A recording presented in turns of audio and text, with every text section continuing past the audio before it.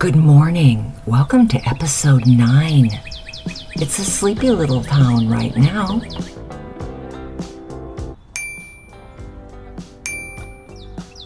And adulthood has happened because time doesn't stand still. These local youngsters have decided to come back to their small town. What's that transition like between very little responsibility to gaining trust in a town where the citizens will shop in your store, or the parents will take your word for their misbehaving children, and you're now maybe a councilman in this town running things? And the 60s revolution is all around them. The women's movement, the civil rights movement, birth control, the space program. I could go on. So birth control is out in the open. Let's ask a druggist if people are in the open. That you can get birth control? You mean with their birth control pills? Yes, with their prescription. Are they embarrassed? Is it a... Absolutely the opposite. There was never an embarrassment. I would follow their lead. If they wanted to be secret about it, I could sense that and I would be secret.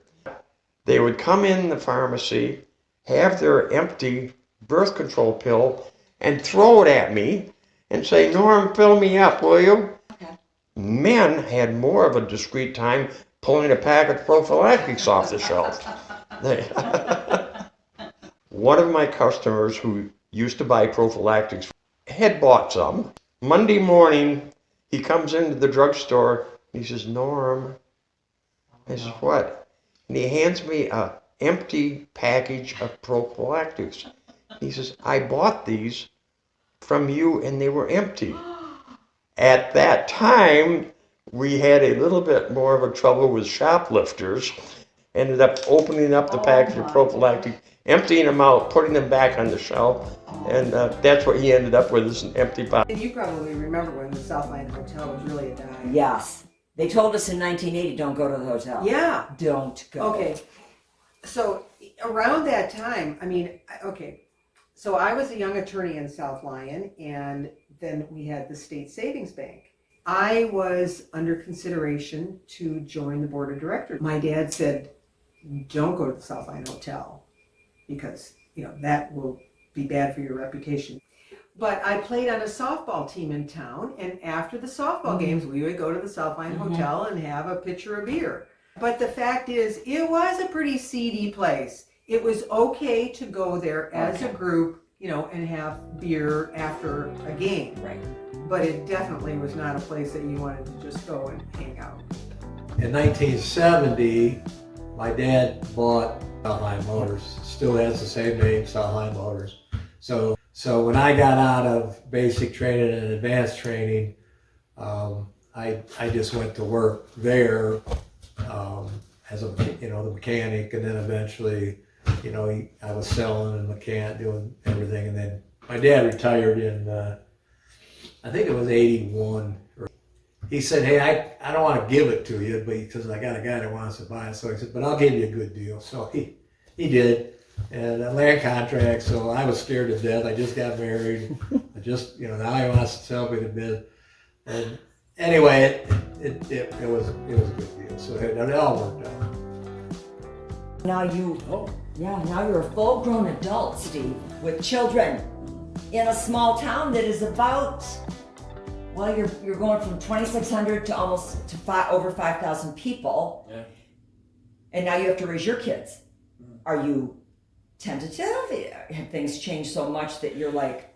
No, Ann graduated from South Lyon in 87. Stephen graduated from South Lyon High School in 91. So in their formative years, they played soccer, they did this. The athletic community kept them together when they were in the elementary school, and they always had something going on. So it was, for me, being a parent in the grocery business, it was easy. What would you have done had they come to you and said, "We're going out to the hill for a grasser, and I just want a bottle of vodka"? I would say no. So times have changed. They have. Times are changing. No, I wouldn't have said no. But they had parties that I didn't know about. And, Okay, those are the main things. Oh, and you said Mr. Straight was a trainer for football. I didn't know that. Yeah, well, he was on the sidelines with us. Okay. If somebody was injured during the game, Bruce would, bandage cuts and Well, and was he the track coach by then? yeah, I think he was. Yeah, he and Lee Donnelly were track coaches because I came back to pre-student teach, and I actually came back and worked with the track team. And Bruce was working with Lee as a track coach already at that time. It would have been just before I started teaching in '72 or '3, whatever it was. Okay. So I became track coach when I came back as well. Jim Rockel and Larry Janes and I had the boys track team for quite a few years, and I took over the girls program with Jerry Duncan. So you would come over from the middle school. Right. Yep. Yep. I had to, as soon as the bell rang, I would head out, that was the school was at 11 Mile by then. Yeah. And if I could beat the buses, I could go through town. Don, you can't go anywhere at 220. From 220 really on, because still, yeah. the middle, then the grade schools get out. Hey, speaking of phys ed, here's a question you might know because you started teaching. When Title IX was passed in 72 or 3, how long did it take South Lyon to get female sports going? Because I've tried to look through the various yearbooks to just find, like the first girls basketball, volleyball, golf, whatever, and it took a while. But I remember working with girls in track within a year or two of that law passing, Title IX. Well, the first time that the yearbook bothers to even put the female, they have to have a sports section. Right. They don't even do female sports until maybe 78. Yeah, was it that long? Well, when do you think drugs came into school? Was that a 70s thing? Because of the, the Centennial school closed in 90.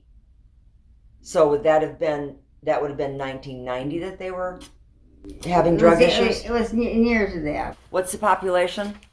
In 1990, it's getting up there.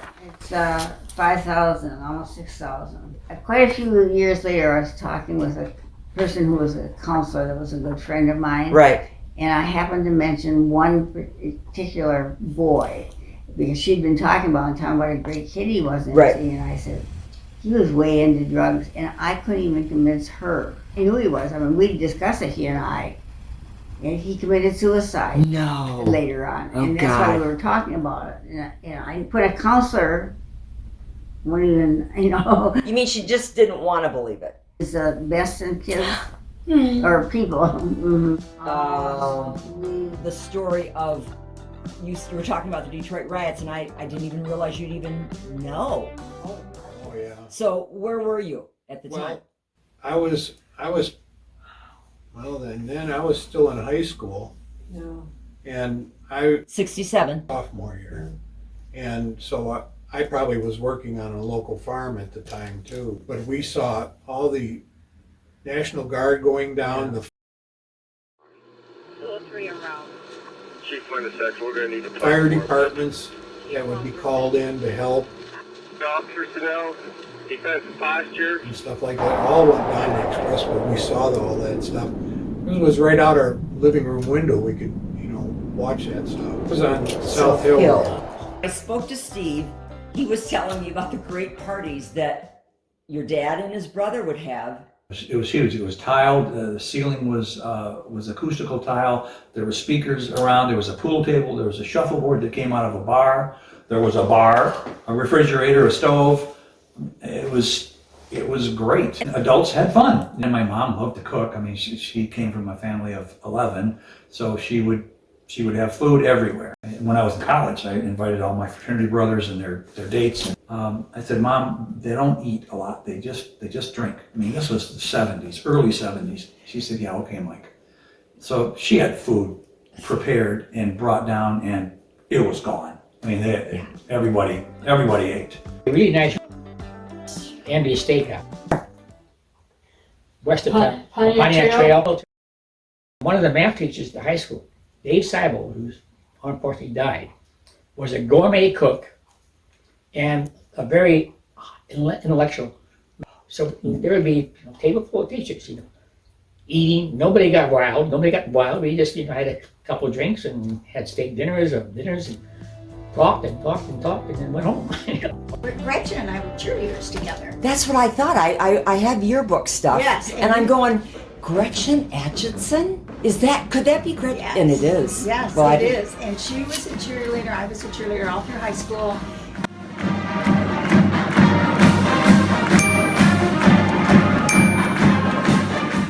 A couple times we went to football games when they had like homecoming and alumni and everything, and it was so funny. We would cheer with them just for that. And then one time they put us. They go, "Oh, look at them! They have floppy hands." And one time they put us behind a pyramid. I thought you were going to say behind a pole so we'd be hidden. Really, and so we looked at each other. A human pyramid. We looked at each other and we kind of said. One of our historians was at the 100th celebration of South Lyon, and he's going to tell us what it was like 50 years ago. Hi, Steve Shellerman here. So I volunteered my wife Fran to head up the party at the end of the week. She was happy to do it.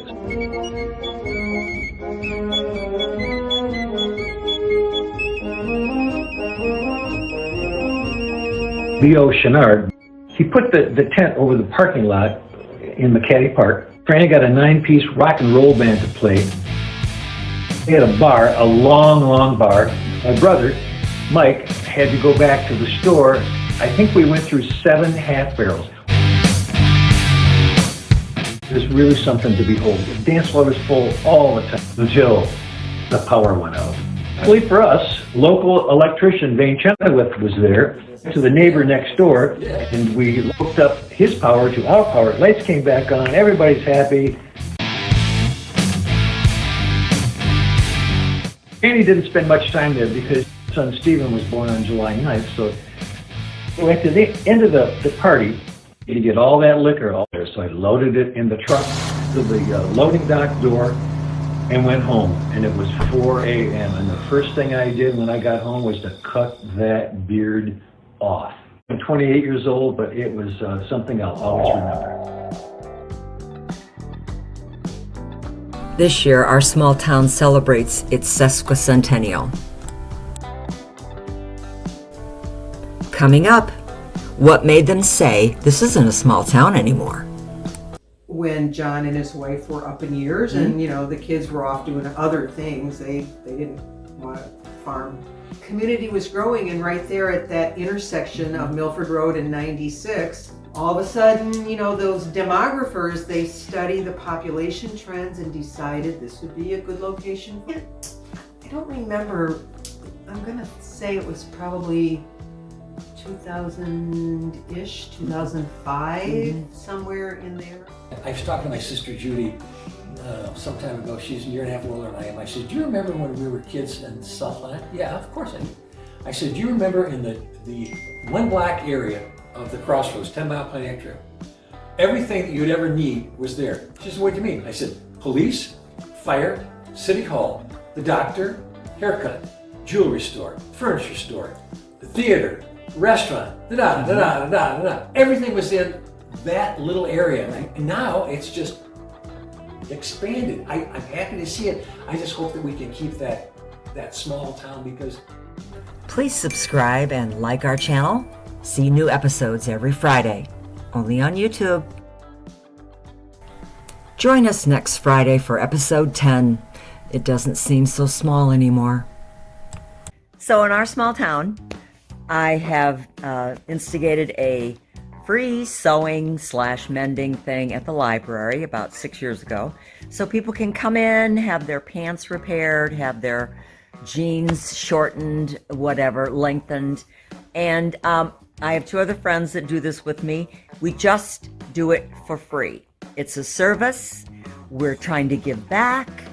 And when you live in a small town, I think that's important. So go find something to give back to.